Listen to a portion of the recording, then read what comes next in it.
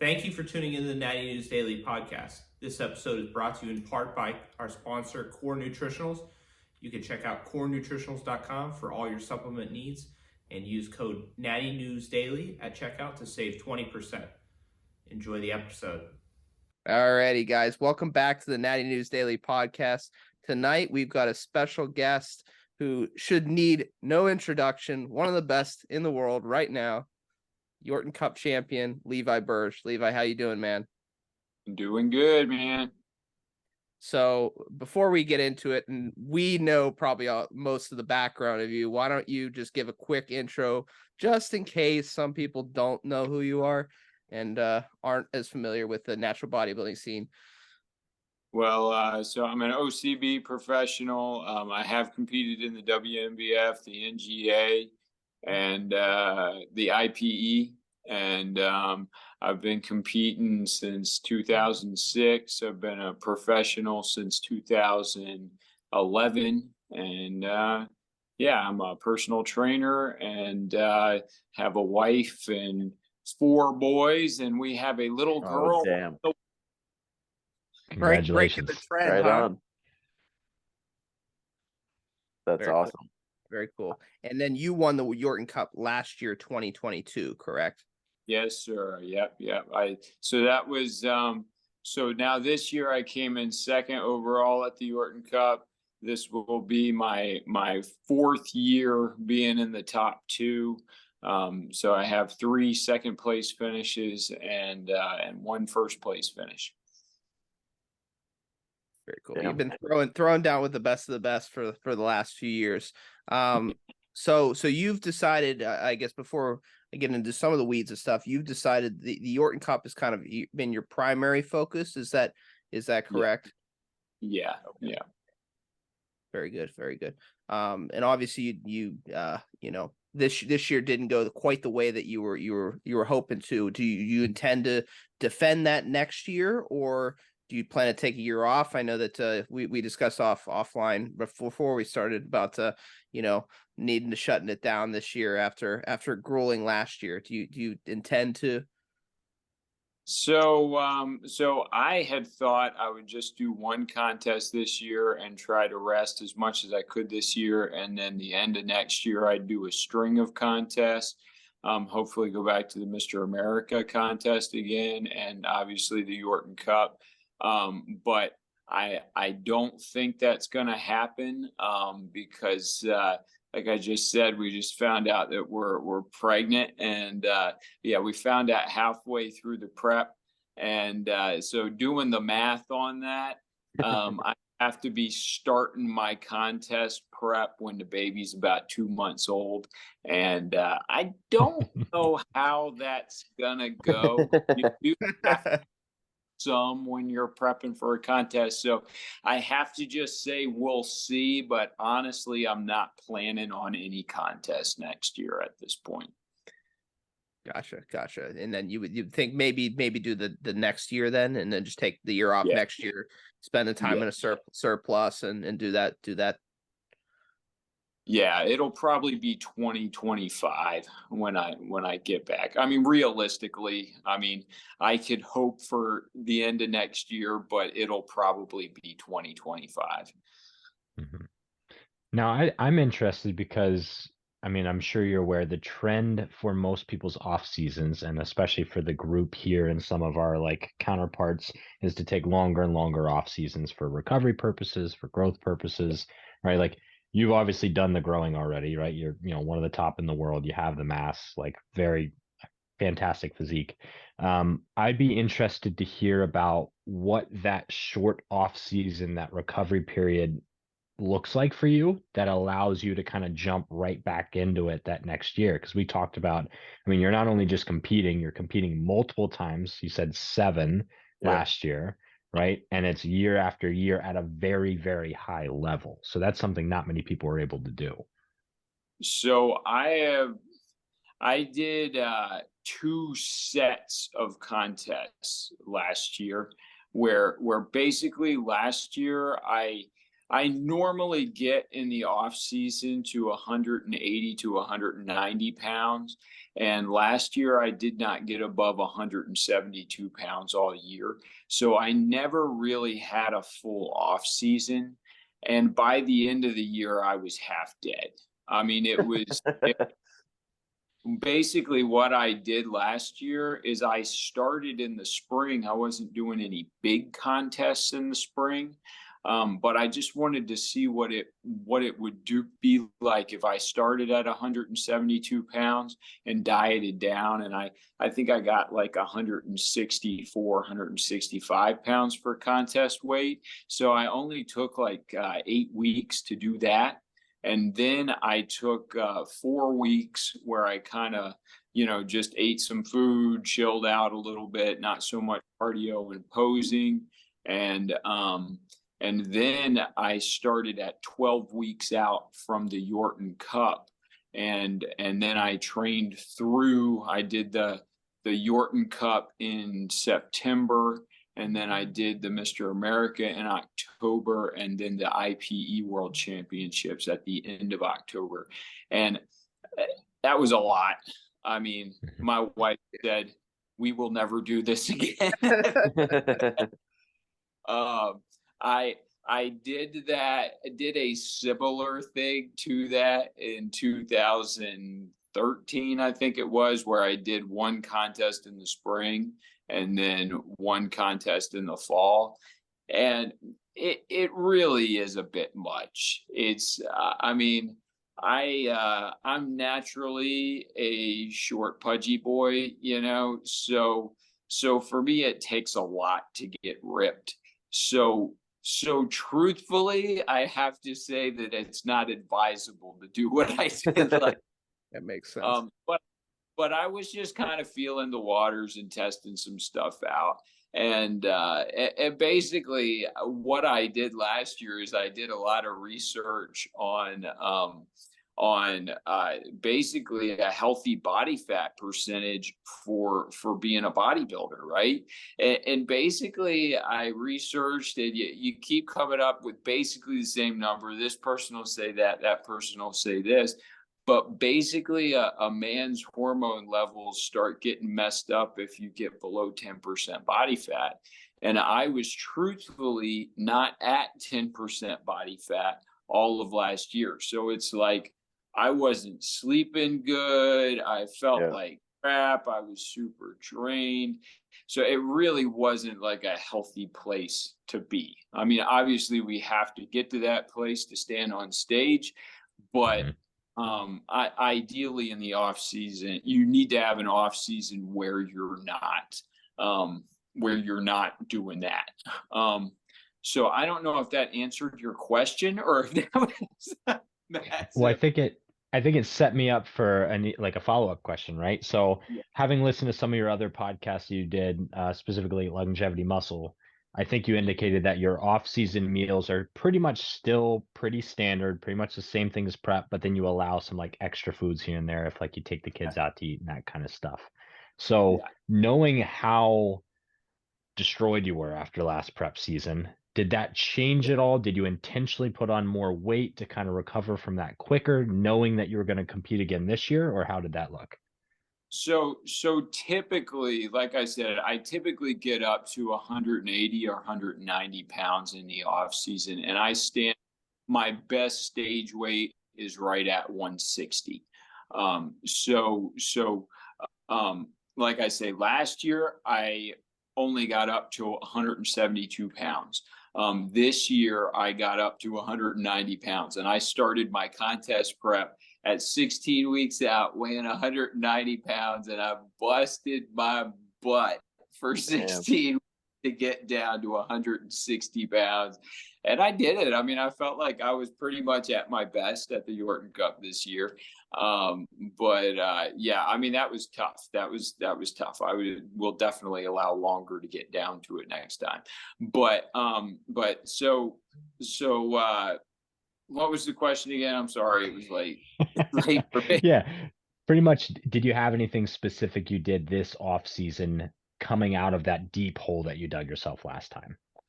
Yeah, so I just basically I ate tons of protein and just didn't worry so much about the carbohydrates and fat. Like I said, I got right up to 190 pounds again. And I'm not exactly sure what the poundage will be that I'll get up to this time. But basically you have to, I mean, I eat the same basic healthy foods all the time. I mean, I eat a lot of chicken, a lot of sweet potatoes. I don't eat a lot of breads, but I mean, like today I ate chicken and sweet potatoes all day long, and then we actually had chicken burgers, and I sliced up potato wedge things for dinner. But I didn't even eat any bread with that. But then for dessert, I had a piece of apple bread, you know. So just stuff like that. But I make sure, like, I had a protein shake in there with a little bit of peanut butter in there. So you got to make sure you're getting your healthy fats in. You know, that's the biggest thing in the off season is you got to make sure that you're obviously getting plenty of protein and obviously plenty of quality carbohydrates, but also making sure you're getting enough of not just the junk fats like butters and stuff and chicken skin, but getting like avocado or nut butters or something like that into. Yeah. And Nice. about at what point or time do you feel that sort of recovered or like your off season self? Because you said you get up to about 172. Is that kind of on the brink of where you start feeling a little bit better? Or Yeah. So like I said, last year, my wife will tell you I never really got into off season. She was not happy with last year. Yeah. But basically, yeah, I gotta get above 175 before I start feeling. I mean, for me, like I say, I compete at 160, and my typical off-season weight is between 180 and 190. But like 175, I'm starting to feel healthy again. You know, it just kind of depends on how long you were in a deficit, how hard you had yourself to get there. I mean, basically, last year's prep and this year's prep were polar opposites because I didn't have to do as much. I was starting out in a depleted state last year, but I didn't have to work as hard to lose the body weight.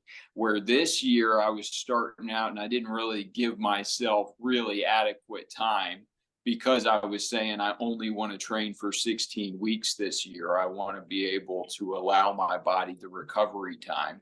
So I have killed myself to do that. Because I mean, I had to lose 2 pounds a week for 15 weeks in order to reach my goal, and that's a little bit of a strain. It's a little bit much, but I did it, and so right now I'm sitting about 173. You know, I probably got a couple more pounds before I start feeling normal again. What did that 16 weeks look like as far as calories and cardio? Because that's a grind right from day one. It's a grind. It's a grind. Like I say, I'll allow 18, 20 weeks next time if I've got that much weight to lose. But basically, like last year, I was doing about 30 minutes a day of cardio. And this time around, I was doing about 40 minutes there at the end. There were a lot of days when I was smacking an hour of cardio. And it's just math, you know, and my calories were less than what they were last year because, you know, I was having to put myself at more of a deficit. So, I mean, typically for me, like normal off-season calories are, I mean, it's not going to be exact, you know that, but between 3,000 and 4,000 calories, I mean, probably averaging 3,500 calories a day. For me, when I start to lose body fat for a contest, I'm typically at 3,000, just below 3,000 calories a day. And most of this year, I was eating less than 2,500 calories a day. It was not enjoyable, you know. And I do, I put together as far as like posing. So I do weight training 5 days a week. This year I was doing Monday, Tuesday, Wednesday, no weights on Thursday, and then Friday and Saturday, and then just total rest on Sunday. I do cardio 6 days a week, and then I pose. Last year, I really came up with this plan that just really works well. I only pose 3 days a week, which I used to pose 5 or 6 days a week. But I'm doing 30 minutes, and I'm in my gym. I just strip it down and I do a bodybuilding contest. You know, I call the shot like a bodybuilding contest is run. And you're holding it the entire time. And what I have found that routine, doing that 3 days a week like that, it's great. I mean, it's hard and it takes a lot of discipline to do it just right every time.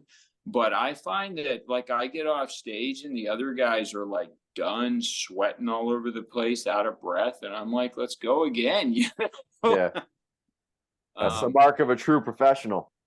But I mean, there was a lot of trial and error getting to that. But yeah, that was a really good routine for me. And what made me only do it 3 days a week. So I was doing Tuesday, Thursday, and Saturday I would pose.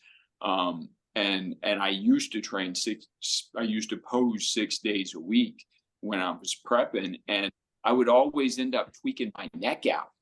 My neck was always spazzing out on me. So I finally just came around through trial and error, came to that, and it works really well. But anyway, that's kind of what my training looked like.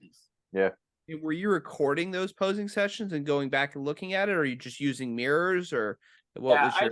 The mirror. No, I didn't record any of my posing this time around because I really felt like I have a pretty good handle on the posing at this point. I mean, I need to tweak a little here or there.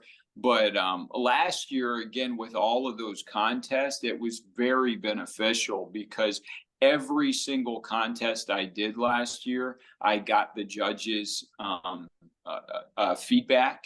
Yeah. And I tell you what, you know, it really did open my eyes to some stuff. It's almost frustrating in some perspectives because the judges will actually contradict each other. Yeah. But that's the human part of the sport, right? Yeah. It's like that this judge kind of prefers to see this and this judge kind of prefers to see this. And when you get that feedback from as many judges as you possibly can, then you can kind of get a better perspective of what it is that you need to do, you know? So I really did. I learned a lot last year, even though it was a tough year and not recommended. Do you mind sharing some of that feedback? So I got told last year, I joke about the only muscle group that I was not told that I needed to improve last year was my arms. I had one judge tell me I need more calves, one tell me I need more quads, one more hamstring, one more glute, one more delt, one more pec, one more lat. It's like that means there's no hope for the rest of us. Say what? Yeah. I said that means there's no hope for the rest of us then if you've got all that to work on. It's just so funny, you know, because different judges have different perspectives. It's tough. But you know, I would basically like one judge would say, Levi, you should really try pulling your elbow in on this pose or that. And I gained a lot of insight from that. If that did that kind of answer your question? Yep. Yeah. Yep. Absolutely. I'm curious to pick your brain on your training. So Yeah. for those that follow you on social media, obviously that's most of the content you post. Yeah. In the world of training right now, there's all kinds of different methods and science this and optimal that. Can you talk about kind of your approach to training as far as, I guess, the rules you abide by in the gym for yourself? Because I mean, your physique speaks to numerous things, genetics and training and all that good stuff. But I think for a lot of people, it would be really interesting to hear your perspective on how you approach training. Well, I've always been a big fan of heavy lifting. I mean, I like doing sets of 5 and 6 reps. I do a lot of higher rep sets. But I mean, basically over the years, I try to just glean from different people. I try to keep an open mind when I see stuff. I mean, I'll try different stuff. I mean, obviously you see the stuff that I post is pretty boring because I've kind of found exercises that work well for me. And I mean, like my shoulders are so tweaky that it's like I can't do any presses with the barbell. I'm really kind of limited. I don't have a lot of fancy machines in here. So it's basically dumbbells or chest day. You know what I mean? Yeah. I got some cables, whatever, but it's mostly dumbbells is what I'm doing on chest day. And then, I mean, I like my bent over rows for barbells. Obviously, squats is king. I mean, 99 out of 100 of my leg workouts start with squats. I mean, I'm all about just get in there and push it. I write every workout down in a notebook, so I hold myself accountable. And that being said, I'm always trying to add reps. I'm always trying to add weight, but at this point, I mean, I've kind of maxed out my physique, I mean, I wasn't really made to be a huge guy.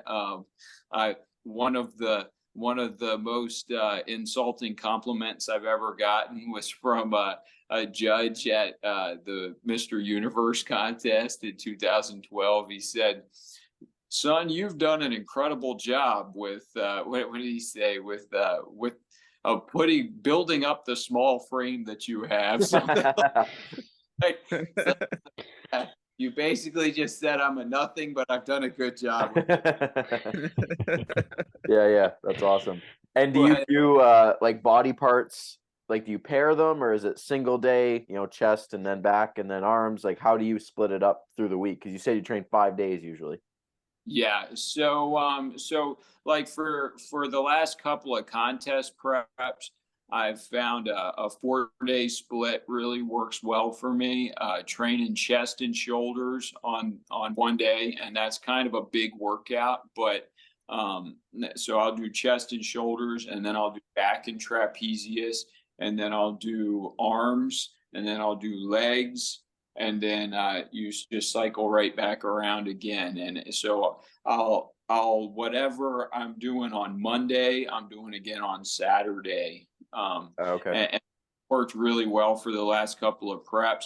Usually in the off season, I kind of end up doing chest on Monday, back on Tuesday, arms on Wednesday, legs on Thursday, shoulders on Friday, and take Saturday and Sunday off. That's not really where I'm at right now. I'm still on the 4-day gig, but I usually end up on the 5-day. And yeah, I mean, I've tried training everything twice a week, and if I do that more than 2 weeks, something's going to tweak out. And that probably has to do with the fact that I like to push some weight and I like to take it pretty much all the way. Yeah. But yeah, so that's typically where I end up. And like I say, I've tried a lot of different stuff, but I've kind of got my basics that I feel like it works for my body, you know. Is most stuff like pretty high volume, like you're doing 3 and 4 sets per exercise, or do you vary it? Typically, but I do vary it. Yeah, like you say, and I'll cycle in volume and intensity. I'll cycle them in and out. So I may kind of get on a kick for a little while where I'm doing the more like Dorian Yates style, where I'll just do one set per exercise all out and then let it rest. So you're maybe do 4 exercises, but you're only doing one maximum set and maybe Right. one set. And I'll do that, but I do kind of find that as I'm getting a little bit older, I mean, I'm not old, but I've been doing this. Like Indiana Jones says, it's not the years, kid, it's the mileage. It's I mean, I've been doing this for a lot of years. I mean, I started lifting weights 5 days a week on my 13th birthday. So it's been a little while. I'm 36 years old now. And so but I find that the intensity is maybe I need to watch fewer Ronnie Coleman videos and more Jay Cutler videos. You know what I'm saying? It's Yeah. I love the weight, but sometimes the weight is not good to me. That's fair. That's fair. The game we play. Yeah, that's it, man. But, And I've got a question jumping back to what we were talking about your contest competitive history. You've competed with pretty much everyone. I'm curious, what is your criteria of where you compete? Like, what is it that you look for? You've obviously kind of determined on, you know, at this point in time that the Yorton is kind of your big show that you want. Like, what about the OCB? What about the Yorton Cup? What do you want as an athlete? Are you chasing titles? Are you looking for the good athlete experience, stage show? You know, I mean, probably multifactorial, but I'm curious what your criteria is. So I mean I won a world championship title. That to me is important. I really like titles. I'd like to do the natural Mr. Olympia contest. I want to win a Mr. Universe contest before I'm done. Because I mean I do like the titles. I'm all about the titles, but I mean I'm also not. I mean, I'm good, you know, but I'm not the very best. There's definitely guys out there that if they show up and they're on, they're gonna beat me, you know what I mean?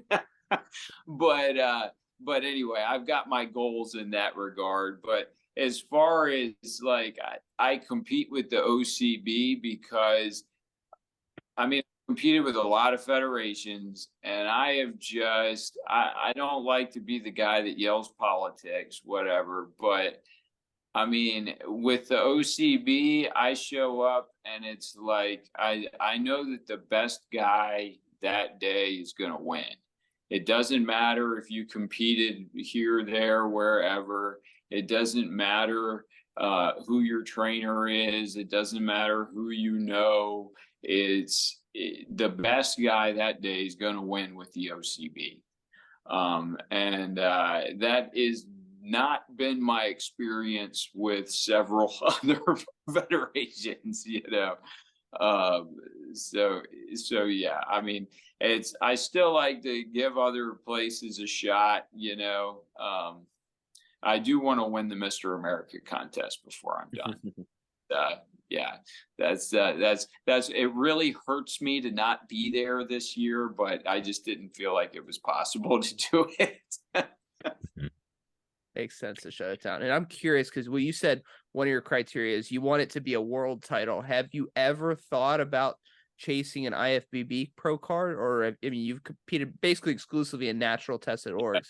Has that ever crossed your mind? Or So I competed in the NPC when I was a teenager. oh, okay. Actually, the second teenager to ever win the North Carolina State Bodybuilding Championships. Woohoo! and that was against a bunch of guys who were using juice, and I've never used any juice. I just had this experience. It was 2009. I went to the nationals, the NPC nationals, Mhm.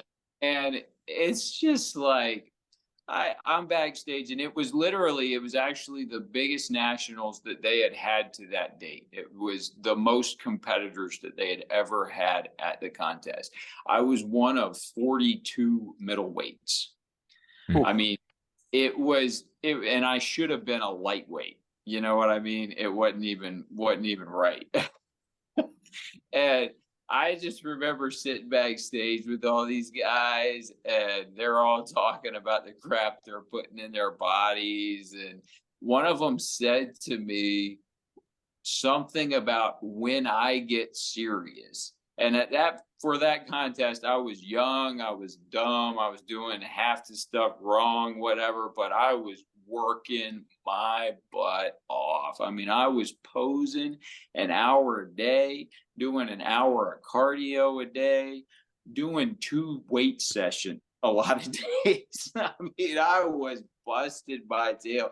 And this guy's telling me if when I get serious, referring to when I decide to stick a needle in my, and it's like I just left there. The judges didn't even look at me because, like I said, I was a middleweight, and I should have been a lightweight, and it was just like, man, I don't even belong here. And I got depressed after that. It was just like, it was sad. I went, ate a bunch of donuts after the